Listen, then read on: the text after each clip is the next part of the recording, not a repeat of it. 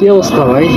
আমার জাতীয় দলের এক জাতীয় নেতা কইছিল 19 তারিখ জামাত ইসলাম সমাবেশ, কোন পাড়া কোন মহল্লাতে কোন ওয়ার্ডে কে বাইরে নোটিশ করার লাগে পরে নাকি কামে লাগবে। কি কামে?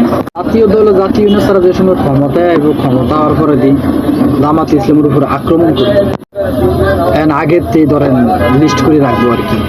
এই হলে আর কি হাতার চিন্তা ভাবনা। কত হলো ভাইয়া, তোমার কি জামাত ইসলাম নেতা করে নস্য মনে হয়? জামাত ইসলাম নেতা কর্মী কি নস্য মনে হয়? তুমি ক্ষমতায় আইবা আর হেগো উপর আক্রমণ করবা, এরা তোমার কি দেখি ললিপপ ছিল? মানে হেগো সমাবেশ এরা করো, তুমি এত ভয় পাও কেন? লিস্ট করে আন লাগবো কেন?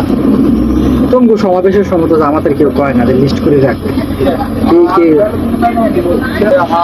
তোমার কে নিশ্চয় তো দিয়ে দিলে একদম তোরা শুরু হয়ে গেলে গা ভাই। তোমরা ক্ষমতা চলে আসবে কেমনে সম্ভব?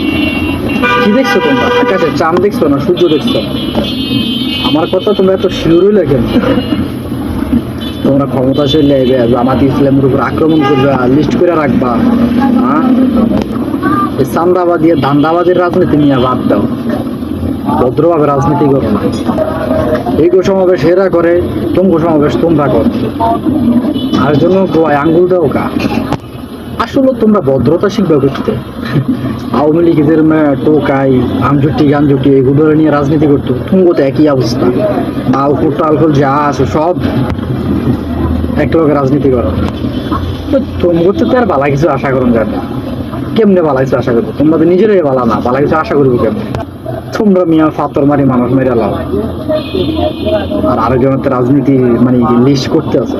লিস্ট বালা ক্ষমতা চলে গেছো না, টেস্ট ক্ষমতা।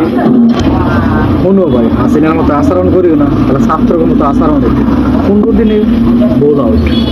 বুঝো না ব্যাপারটা? কথা কও মিয়া একটু সাবধানে, যেমনি মুদি কথা বাইরে এমনি মারা কার কথা এখানে বুঝ করি কও না।